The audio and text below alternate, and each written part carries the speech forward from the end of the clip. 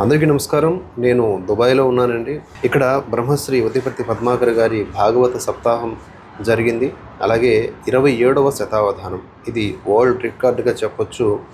ఇన్ని శతావధానాలు చేసినటువంటి వ్యక్తిగా కేవలం ఇక్కడ మనకి బ్రహ్మశ్రీ ఉద్దిపర్తి పద్మాకర్ గారే కనిపిస్తున్నారు అని.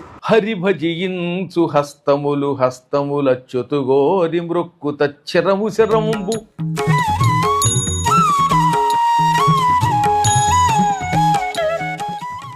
అయితే ఈ కార్యక్రమంలో మేము పార్టిసిపేట్ చేయడానికి, అలాగే ఈవెన్ శతావధానంలో భాగస్వామ్యం కావడానికి కూడా ప్రధాన కారణం గురుదేవులు ఉద్దిపర్తి పద్మాకర్ గారే. వారి యొక్క ప్రోత్సాహంతో వారు తమ సొంత ఖర్చులతో మమ్మల్ని ఇక్కడ తీసుకొచ్చారు.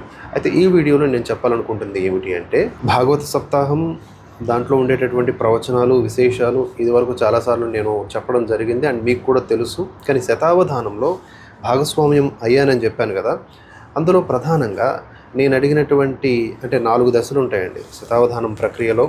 శతావధాని పక్కన ఒక విశ్లేషకుడు ఉంటారు, ఆ తర్వాత ఇతర ముఖ్యులు ఉంటారు ఇటువైపు అటువైపు, అలాగే ఒక అప్రస్తుత ప్రసంగం చేసేటటువంటి ఒక వ్యక్తి ఉంటారు. అంటే ఆయన ఆసువుగా పద్యాలు అలా చెబుతూ ఉన్నప్పుడు డిస్టర్బ్ చేసేటటువంటి ఒక వ్యక్తి. అంటే అవన్నీ దాటి ఆయన పద్యాలు చెప్పగలగాలి. చివరిలో మళ్ళీ అవన్నీ కూడా మనకి అప్పచెప్పాలి. ఇది శతావధాన ప్రక్రియ. మీ అందరికీ తెలిసే ఉంటుంది. విచ్చల విడియైన చదువు రాని వాడు శాస్త్రవేత్త.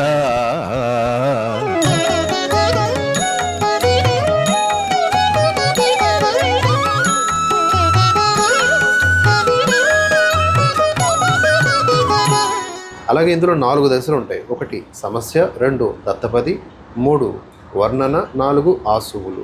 ఇలా నేను 4 రకాల ప్రశ్నలు, అంటే మన భాషలో చెప్పాలి అంటే సంధించడం జరిగింది, బాణములు వేయడం జరిగింది. వాటికి సమాధానంగా ఆయన పద్యాల రూపంలో అలా అప్పటికప్పుడు అందించడం జరిగింది.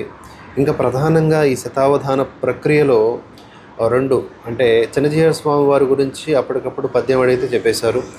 గణపతి సచ్చిదానంద స్వామీజీ వారి గురించి అప్పటికప్పుడు పద్యం అడిగితే చెప్పేశారు. ఇదంతా కూడా చాలా విచిత్రంగా ఉంటుంది. మనం మాట్లాడుకుంటూ ఉంటాం కదా, మనిషి బ్రెయిన్ సాధన చేస్తే ఎంత స్థాయి వరకు ఆలోచించగలదు, ఎంత జ్ఞాపక శక్తిని మెయింటైన్ చేయగలదని. నాకు గురువుగారు ఉద్దిపర్తి పద్మాకర్ గారు వంటి వారిని చూస్తుంటే అలాగే అనిపిస్తుంది. అంటే ఎంతటి ఎక్స్పాండబుల్ మెమొరీ అయినా మనకు ఉంటుంది, బట్ మనం దాన్ని సానబట్టాలి, సాధన చేయాలి. సో ఎనీవేస్, నేను అడిగినటువంటి ప్రశ్నలను ఒకసారి ఇప్పుడు చూద్దాం. ఇక శతావధాన ప్రక్రియలో మొదటి ఘట్టం సమస్యలు. అంటే 25 మంది తమ తమ సమస్యలను చెబుతారు. అందులో భాగంగా నేను అడిగినటువంటి సమస్య ఏమిటంటే, గణపతి గని ఎలుక దూరే కంప్యూటర్లో. దానికి పద్మాకర్ గారు ఏం చెప్పారో ఒకసారి చూడండి. గురుగారు, గణపతి గని ఎలుక దూరే కంప్యూటరులో. ఏది గణపతి గని? గణపతిని చూచి అంతేనా? గణపతి గని ఎలుక దూరే కంప్యూటర్లో. బాగుందండి, బాగుంది. ప్రణవంబున్ ప్రణయంబున్ ప్రణయంబున్ రణసంరంభంబును విరామమునైనను గణుతిగనంతర్జాలపు గణపతిగని ఎలుక దూరే కంప్యూటరులో. చాలా అద్భుతంగా ఉందండి. ఇక నెక్స్ట్ దత్తపది. ఈ దత్తపదిలో మనం ఏం చేస్తామంటే ఒక 4-5 పదాలు ఇస్తాం. వాటి ద్వారా ఆయన ఒక పద్యాన్ని అప్పటికప్పుడు మనకి ఏ అంశంలో కావాలో ఆ అంశంలో ఇస్తారు. నేనేమిచ్చాను అంటే సుఖం, సంతోషం, ఆనందం, పరమానందం. వీటి ద్వారా సనాతన ధర్మం గురించి మనకి ఒక ఏదన్నా అర్థం వచ్చేలాగా పద్యం చెప్పమన్నాను.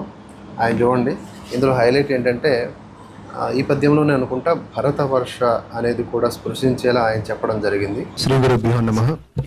గురుగారు, సుఖం, సంతోషం, ఆనందం, పరమానందం, దీంతో సనాతన ధర్మం వైభవం.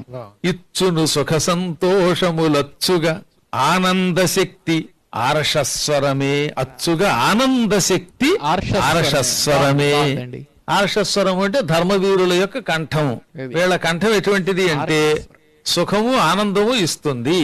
ఎచ్చట పరమానందం వచ్చుపడును భరత వర్షమది అని. అద్భుతం అండి. అదే భరతవర్షం అంటే భారతవర్షంలో ఎక్కడ ఏముంటుంది? ఎచ్చట పరమానందం వచ్చుబడును భరత వర్షమని ఎరుగుమయ్యా. అద్భుతం అండి. ఆ రకంగా స్లాష్ ఇచ్చాము, రెండు ఇచ్చాము. ఎక్కడ పరమానందం ఉంటే అదే భరత వర్షం, భారతదేశం అని గ్రహించు, అదే భారత వర్షం ఛానల్ అని గ్రహించు అని రెండు అర్థాలు వాడది. దాని తర్వాత వచ్చినటువంటి ఘట్టం వర్ణన. వర్ణనలో నేను అడిగింది ఏంటి అంటే సత్యం వద ధర్మం చర అనే ఉపనిషత్తు సూత్రం పైన అడిగాను అనమాట. ఇక్కడ ఆయన ఎలా ఆన్సర్ చెప్పారో చూడొచ్చు పద్యం రూపంలో. శ్రీ గురుభ్యో నమః.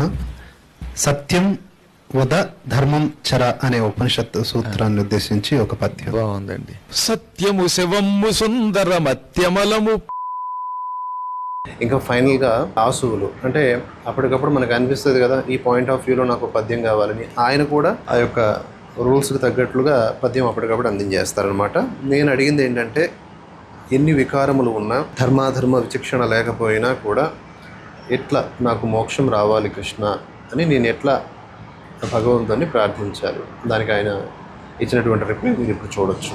హరినామ కీర్తనంబున తరియింపడి ఎట్టివాడు ధరలో వినుమా. హరినామ కీర్తనంబున హరియుల్చును సర్వ పాప హయములు వేగల్. అద్భుతం అండి. చూసారు కదా చివరిలో మీకు చిన్నజీయ స్వామి వారి మీద ఒక పద్యము, అలాగే గణపతి సచ్చిదానంద స్వామి వారి మీద ఒక పద్యం కూడా ఆయన ఎలా చెప్పారో చూడొచ్చు. అండ్ ప్రస్తుతానికి నేను దుబాయ్లో ఉన్నానని చెప్పాను కదా, ఇదంతా కూడా భాగవత సప్తాహము ప్లస్ శతావధానము, అలాగే ఇక్కడ ఉన్నటువంటి కొన్ని హిందూ టెంపుల్స్ విజిట్ చేయటం, వీటితో పాటుగా ఇక్కడున్న ప్రత్యేకమైన కొన్ని ప్రాముఖ్యమైనటువంటి విజిట్స్ ఉన్నాయి. వాటిని కూడా మేము కొన్నింటిని కవర్ చేస్తాం, ఇంకొన్ని కవర్ చేస్తాం. ఇదంతా కూడా ఉద్దిపత్తి పద్మాకర్ గారు తమ సొంత ఖర్చులతో మమ్మల్ని తీసుకురావడంతో జరుగుతున్నటువంటి సాధ్యమైనటువంటి ఒక విషయం. ఇది నేను గర్వంగానే చెబుతూ ఉన్నా. And thanks to him. ఆయన ఎన్ని కృతజ్ఞతలు చెప్పినా తక్కువే. అలాగే బంగ్లాదేశ్లో దీపు చంద్రదాస్ అతన్ని ఏ విధంగా మాబ్ లించింగ్ చేసి చంపేశారో దాని గురించి కూడా ఇక్కడి నుంచే నేను మీకు వీడియోలు అందించడం జరిగింది. కీలకమైన అప్డేట్స్ ఎప్పటికప్పుడు నేను ఫోన్లోనే రికార్డ్ చేసి మీకు అందిస్తూ ఉన్నాను. దయచేసి ఛానల్ని ఫాలో అవుతూ ఉండండి, అంశాలని ఎప్పటికప్పుడు ముఖ్యమైనటువంటి వాటిని షేర్ చేస్తూ ఉండండి. అండ్ దుబాయ్ రాకముందు ఒక ఒపీనియన్ ఉండే, దుబాయ్ వచ్చిన తర్వాత ఒక ఒపీనియన్. మనం కూడా నేర్చుకోవాల్సింది ఎంతో ఉంది. అవన్నీ కూడా తెలుపుతూ ఇంకో వీడియోలో చెబుతాను. నాకు ఇప్పటికీ జ్ఞప్తికున్న ఈ విషయాల్ని మీతో షేర్ చేసుకుంటున్నాను. అలాగే ఏమన్నా ఇంకా ముఖ్యమైనటువంటి అంశాలు ఉంటే తదుపరి వీడియోల్లో మీకు చెప్పే ప్రయత్నం చేస్తాను. జీయరు స్వామి వారు నవ సృష్టి విధాత భువించరిల్చు నారాయణ నవ్య భక్తి పరిరక్షిత వైదిక మంత్రయుక్తి విద్యాయుత దివ్య కీర్తి సమతా గురు విగ్రహ నిత్యరక్తి ఆప్యాయ సమాదరాకృతి నిరంతర వైష్ణవ ధర్మ కీర్తియే. నిరంతర వైష్ణవ ధర్మ కీర్తియే చిర విఘ్నంబులు తోలగా గణపతి శ్రీమూర్తిగా కన్పడున్ వరముల్ గుప్పెడి వేళ విష్ణుడయి కన్పట్టు దయాపూర్ణ శంకరుడై తోచును సర్వకాలముల సాక్షాద్దత్తుడే తానగుల్ శరమున్ వాని పదంబు సోక కొలుతుల్ శ్రీ సచ్చిదానందునిన్. అది పూర్తిగా పేరు పడిందిగా ఇప్పుడు. శరమున్ వాని పదంబు సోక కొలుతుల్ శ్రీ సచ్చిదానందునిన్. అందరికీ ధన్యవాదాలు. జై హింద్, జై భారత్.